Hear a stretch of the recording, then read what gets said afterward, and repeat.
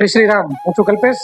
હમણાં જ આપણે જોયું કે ભારતીય સેનાએ ઓપરેશન સિંદૂર દ્વારા પાકિસ્તાનના હોશ ઉડાવી દીધા, પાકિસ્તાનની સેનાની રાતની અને નીંદર ઉડાડી દીધી. એવું પરાક્રમ આપણી ભારતીય સેનાએ કરી દેખાડ્યું. આપણી ભારતીય સેનામાં આવા જ જાબાજ સૈનિકો રહેલા છે અને આજે મારે તમને વાત કરી છે એવા જ ભારતના જાબાજ સૈનિક જે પોતાના મૃત્યુ બાદ પણ આત્મા રૂપે ભારતની બોર્ડરની રક્ષા કરે છે અને આજ દિવસ સુધી એ ભારતની બોર્ડરની રક્ષા કરે છે. તો મારે એવા જ ભારતના સૈનિક જેનું નામ છે બાબા હરભજન સિંહ, જેને કેપ્ટન હરભજન સિંહ પણ કહેવામાં આવે છે. તો ચાલો જાણીએ શું વાત. તો વિડીયોને છેલ્લે સુધી જોજો જેથી તમને ખ્યાલ આવે કે બાબા હરભજન સિંહ એ કઈ રીતે અને ક્યારે ભારતમાં જે આ સૈનિકમાં સામેલ થયા હતા. તો ચાલો જાણીએ પૂરી વાત.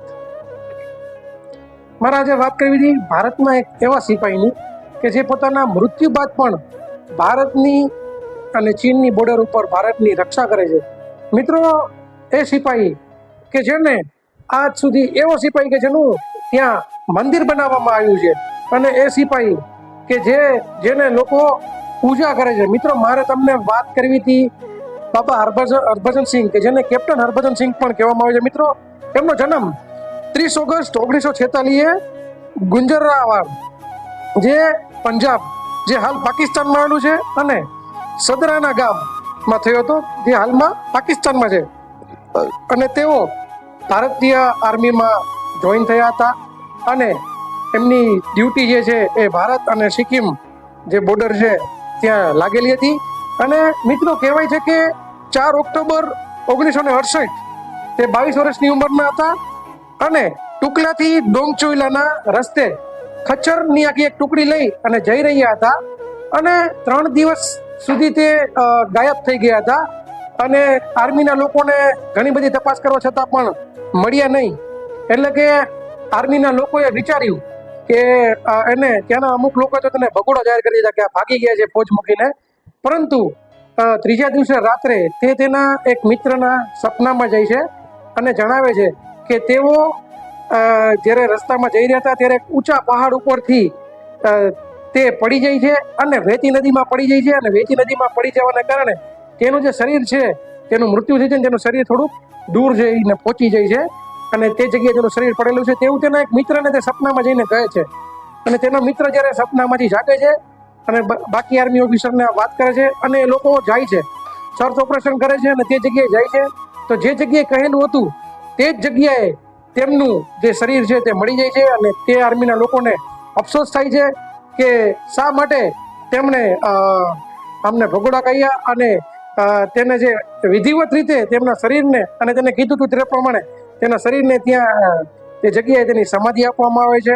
અને મિત્રો, વાત અહીંથી અટકતી નથી.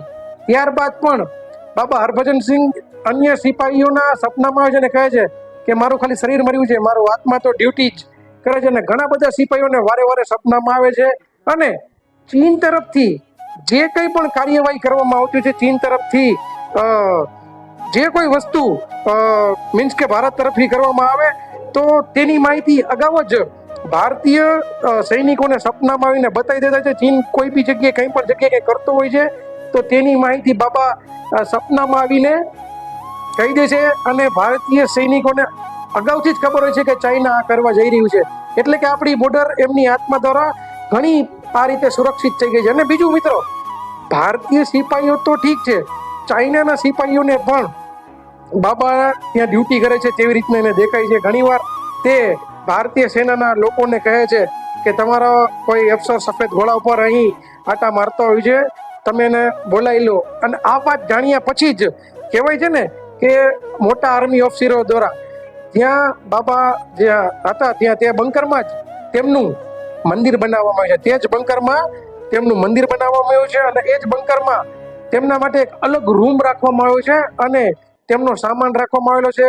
તેમની માટે અલગ પથારી કરવામાં આવે છે, તેનો યુનિફોર્મ ત્યાં રાખવામાં આવે છે.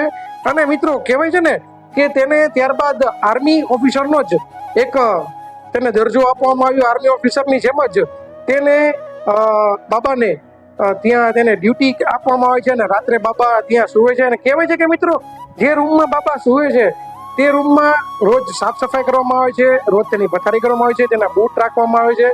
જ્યારે સવારે સિપાહીઓ તે રૂમની સાફ સફાઈ કરવા ફરી જાય છે તો જોવે છે કે જે પથારી છે ઘડી વગરની જે હોય છે તેમાં તે પથારીમાં કાયદેસર ઘડી પડી ગઈ હોય છે, જાણે કોઈ સૂઈને ઉઠી હોય, અને જે બાબાના બૂટ હોય છે તે મૂકીને જાય છે તે બૂટમાં માટી લાગી ગયેલી હોય છે. મિત્રો, તેમનું મંદિર જે બંકરનું મંદિર છે હરભજન બાબાનું, ત્યારબાદ એક તેનું બીજું આર્મી દ્વારા એક ભવ્ય મંદિર બનાવવામાં આવે છે જેને બાબા હરભજન સિંહનું મંદિર કહેવામાં આવે છે, જે નાથુલા પાસે આવેલું છે, જે 13,000 ફૂટની ઊંચાઈએ છે. અને જેનું જે જૂનું બંકરનું મંદિર છે તે મંદિર તેનાથી પણ 1,000 ફૂટ ઊંચે જે છે ત્યાં રાખવામાં આવેલું છે બાબાનું મંદિર. અને કહેવાય છે કે મિત્રો, જે એમનું એટલું માન છે કે ભારત અને ચીનની જ્યારે ફ્લેગ મિટિંગ થાય છે ત્યારે ફ્લેગ મિટિંગમાં બાબા માટે તેમની એક સીટ રિઝર્વ રાખવામાં આવે છે, ખુરશી એને રિઝર્વ રાખવામાં આવે છે, તેટલું તેનું માન છે. અને મિત્રો, બાબા એક આર્મી ઓફિસરની જેમ તેને બઢતી પગાર આપવામાં આવતો, અને દર વર્ષે 11 સપ્ટેમ્બરે બાબા હરભજન સિંહના સામાનને જીપમાં લઈ અને તેના વતન કુકા છે ત્યાં લઈ જવામાં આવે છે. ટ્રેનની ટિકિટ એક એની માટે રિઝર્વ રાખવામાં આવતી હોય છે, અને 3 સિપાહીઓ તેનો સામાન લઈ અને તેના ગામ લઈ જાય છે, અને તેના 2 મહિના પછી જ તે સામાન ફરી તે સિપાહીઓ લઈને આવે છે અને બાબા ફરી ડ્યુટીમાં લાગી જાય છે. મિત્રો, કહેવાય ને કે ભૂત બનીને આત્મા બનીને બાબા આપણા ભારત અને ચીનની જે છે બોર્ડર એની રક્ષા કરતા આવ્યા છે મિત્રો. અને સાથે સાથે કહેવાય છે કે આજે પણ જ્યારે કોઈ સિપાહી એ સિક્કિમની બર્ફીલી જે ઠંડી છે તેમાં જો કોઈની નજર લાગી જાય તો એને કાયદેસર અહેસાસ થાય છે કે કોઈનો એને વળાકો આવે છે અને કોઈ એને મારે છે એવો અહેસાસ થાય છે. એટલે કે બાબા એને જગાડે છે અને ફરજ ઉપર જગાડે છે. અને બાબાની ઉપસ્થિતિ આજે પણ એમના મૃત્યુના આટલા વર્ષો પછી પણ ભારત તથા ચીનના બધા સૈનિકોને થતી હોય છે કે બાબા હજી તેમની સાથે છે, તેમની મદદ કરતા હોય છે. અને વર્ષ 2006માં બાબાને નિવૃત્તિ આપવામાં આવી, અને નિવૃત્તિ બાદ પણ બાબા આજ દિવસ સુધી ત્યાં હવે તે મંદિરમાં જ વિરાજમાન છે અને અવારનવાર ભારતની તે મદદ કરતા હોય છે. મિત્રો, ભારતના આવા યોદ્ધા કે જે પોતાના મૃત્યુ પછી પણ ભારતની રક્ષા કરે છે, આવા જવાનો આપણા ભારતમાં છે, અને તેની આત્મા, પવિત્ર આત્મા તેની રક્ષા કરી રહી છે. તેનો ખોફ ચીનના સૈનિકોમાં પણ જોવા મળે છે. એવા આપણા બાબા હરભજન સિંહ, જે તેમની નિવૃત્તિ વખતે છેલ્લે તેમને કેપ્ટનનો હોદ્દો હતો. તો મિત્રો, શું તમને ખ્યાલ છે કે આ બાબાનું હરભજન સિંહનું મંદિર આવેલું છે, તેમની ત્યાં પૂજા થાય છે? જો તમને ખ્યાલ હોય તો કોમેન્ટમાં અવશ્ય જણાવજો. ખાસ કોમેન્ટમાં વંદે માતરમ, ભારત માતા કી જય જરૂર લખજો. તો મળીશું આવતા વિડીયોમાં. ત્યાં સુધી કલ્પેશ ગમારાને આપ સૌને જય શ્રી રામ, વંદે માતરમ, ભારત માતા કી જય.